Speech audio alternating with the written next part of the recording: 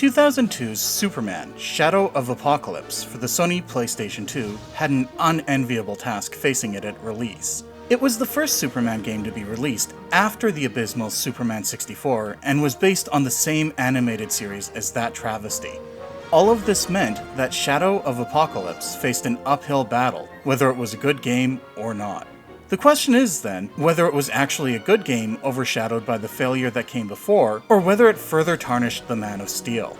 This is Chris from Makopowered, and welcome to Weekend Rental, where we look at games that, while not widely considered classics, or sometimes even good, are still worth examining and maybe even playing despite themselves. While the history of Superman games is complicated by itself, the history of the developers and publishers behind Shadow of Apokolips adds a whole new layer of complication to the discussion. To begin with, the game was developed by Infogrames Sheffield House. If that name doesn't sound familiar, that's okay. That name was only around for less than 4 years, from 1999 to 2003.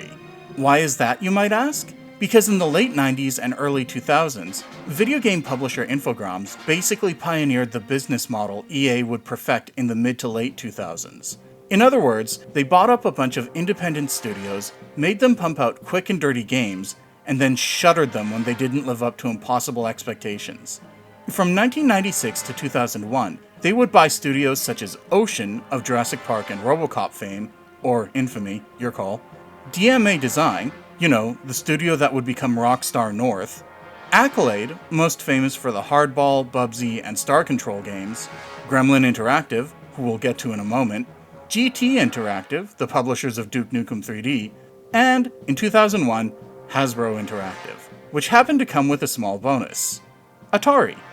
We don't have the time to go into the history of Atari being acquired and sold in vicious corporate cycles, but Rerez has an excellent video explaining just that. So if you're curious, check that out.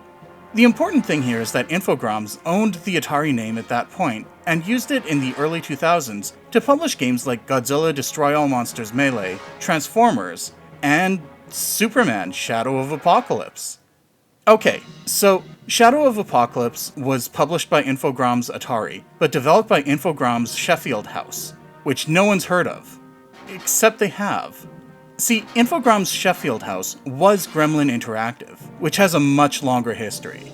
Gremlin Interactive was founded in 1984 and was responsible for games like Jungle Strike for the Sega Genesis, the first 3 Top Gear games for the SNES, Body Harvest for the N64, and the Loaded games and Hogs of War for the PS1. Huh, okay, that's not a bad track record for the developer. Superman, on the other hand, aside from his first Atari game being almost indecipherable in the modern day, there's the NES game, which had a famously terrible translation and adopted an odd chibi art style, the Genesis game, which, the less said the better, the Death and Return of Superman, which, despite being developed by Blizzard, yeah, that Blizzard, was a boring, by-the-numbers beat-em-up, and then this thing. It's pretty safe to say that Superman's track record with video games has been less than heroic. What about Shadow of Apokolips, then? Does it manage to get the Superman experience right? Well, yes and no. First things first, Shadow of Apokolips absolutely nails the flight. It is a pure joy to fly around as Superman, even if the flight controls come at the cost of other potential issues with the game. See, Superman's flight is controlled by both analog sticks on the controller, at least on the PS2. The game also came out on the Nintendo GameCube, but we didn't have access to it, so we can't speak to that. It did not, however, come out on the Xbox, but we'll get to that. Anyway, yes, flight is controlled by the dual analog sticks. Superman kind of controls like an RC plane, with the left stick controlling pitch and yaw, and moving Superman left and right, and the right stick initiating liftoff, moving up and down while hovering, and allowing for loops and rolls while in full flight. The first level of the game is a relatively open downtown metropolis area, and flying around it makes one wish the entire game were like Nope. Never mind. I get it. But hey, not a ring in sight for Superman to fly through, so that's a win, right? The problem here is that, because the right stick is dedicated to flight controls, and because a lot of the game takes place in various indoor areas, the camera is automatic and becomes, let's be generous and call it an issue. Really, it is what you're going to be fighting against in the game more than any villain or disaster. It is that bad. It is especially irksome when the player is faced with timed sections and winds up flying in circles or into walls or whatever because the camera isn't cooperating, leading to a game over. And it almost makes the final phase of the fight with Livewire frustrating to the point of near impossibility. Oh, yeah, while there are infinite continues, there are no lives, and the game keeps track of the number of attempts you make of each level for some reason. Having said that, let's talk about those timed sections, because they are both really cool and incredibly frustrating. At various points, Superman will need to deal with large-scale disasters and has a small time window in which to set things right, otherwise innocents will be harmed and the game will be over. The best example of this done decently is the dam level. During this level, Superman has to replace 3 generators, save a cable car full of civilians, and weld 3 support pins into the dam using his heat vision, all of which is under a strict time limit. The time limit can definitely be frustrating because it is so precise, but it also emphasizes the urgency Superman faces every time he goes into action. Also, let's talk about another aspect of the dam level for a moment. Yes, there are enemies to be fought, but this level also emphasizes something else that is core to the Superman character: rescuing people. Sure, the Arkham games have Batman rescuing civilians, but he always does so by causing grievous bodily harm to one or more thugs and/or villains. Here, though, Superman rescues people by bringing them to safety. First individually by flying them out of the range of the disaster, then collectively by saving a Wait, it's not really on a cable, but it's not a monorail either. Whatever, let's just call it a tram. Anyway, he saves a tram full of people after the track it's on gets destroyed. The developers recognized that saving people and protecting people is fundamental to who Superman is, which is why, even when dealing with a prison break or fighting Parasite in downtown Metropolis, the game makes sure that the player is always taking into consideration the people in the area and the potential danger they face. It may not always be the best laid out. In this level, you have to break the glass covers on the venting fans to clear out toxic gas, but it's not clear how to. Hint, use the flying smash on the fans. It will break the glass, but not the fans apparently.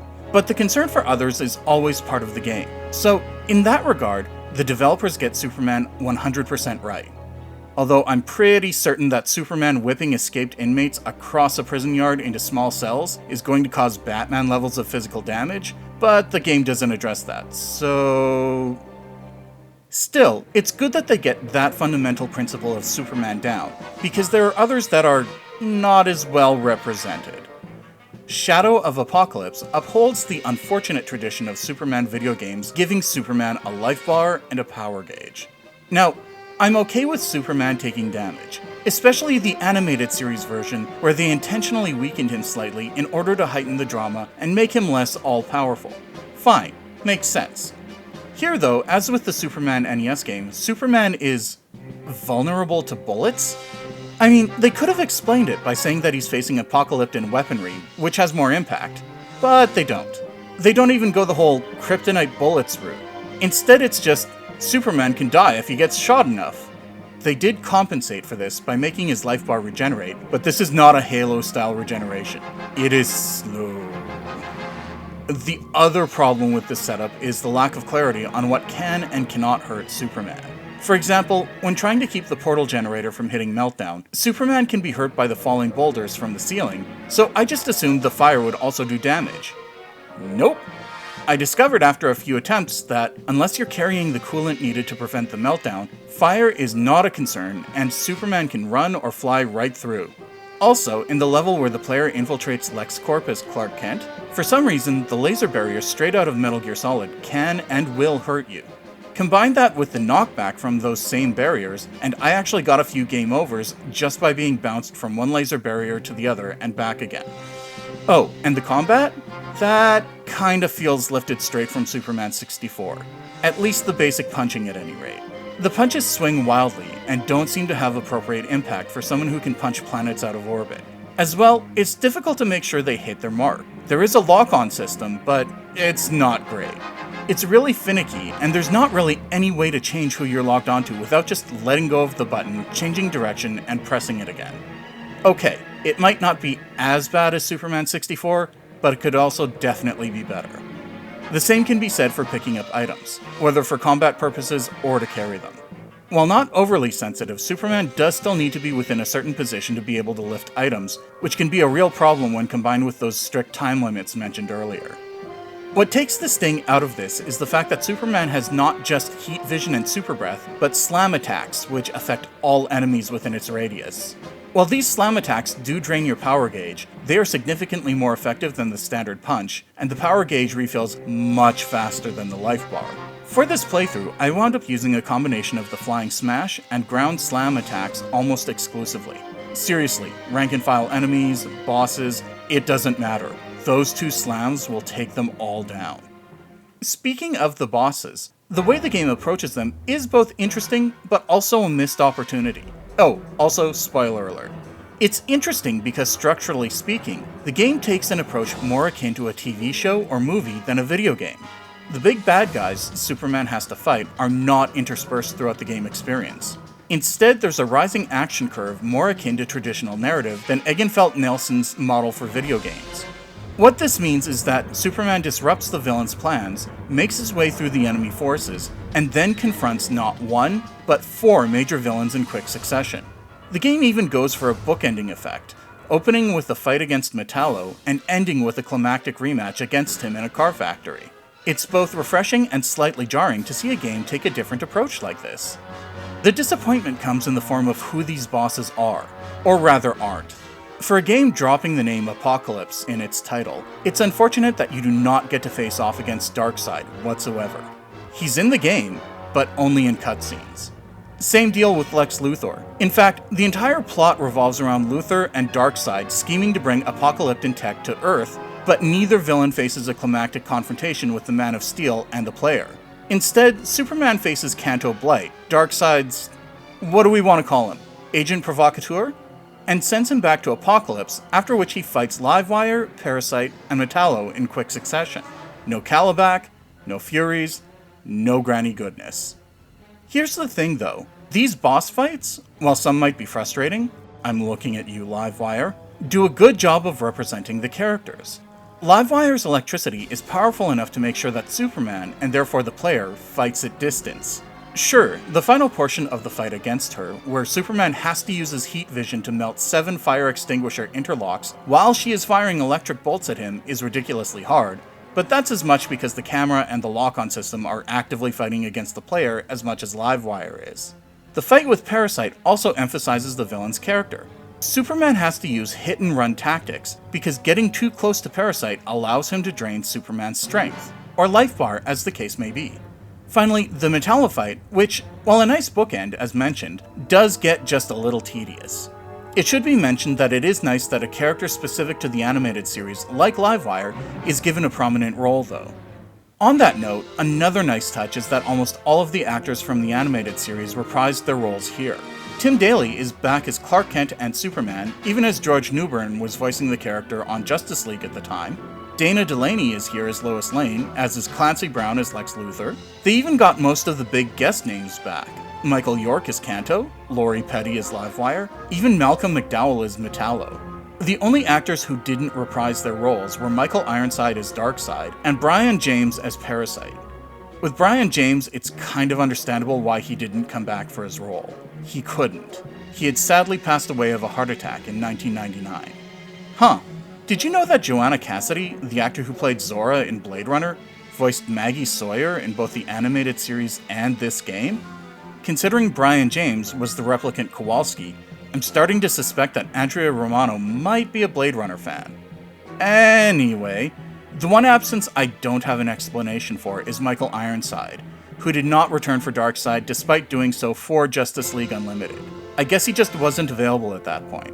It's okay though, I guess, because you don't get to fight Darkseid anyway, and Kevin Michael Richardson does a good job filling in. Although, speaking of the way the game ends, it definitely seems like there's a reason the player doesn't get to confront Darkseid directly. It does feel like the developers and the writer were setting up a sequel, and this game was just the opening act, as it were.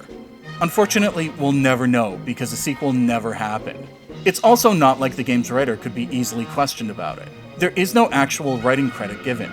In both the endgame credits and the credits in the manual, the game's writer is only listed as DC Comics.